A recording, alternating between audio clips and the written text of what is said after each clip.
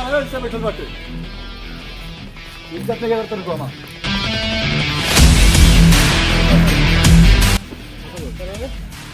मालिक के सामने टांग पर टांग लगे बैठे ई हमार टांग जहाँ मन करे तहाँ हम दस के बैठब। इतना ज्यादा तो मालिक के नीचे लागत तो ज्यादा कह दे मार्केट से जाके इज्जत खरीद के लिए आवे। क्या अगर रहे कि मानो तमीज से रहे हम तना बदलब जो जाके हिसाब करके आओ मालिक के ही बदल देते हैं। पैसा ले चलते बन जाते हमारे इतने भाई जो दे दिए मालिक के और कह दिए इज्जत मार्केट से खरीद लिया।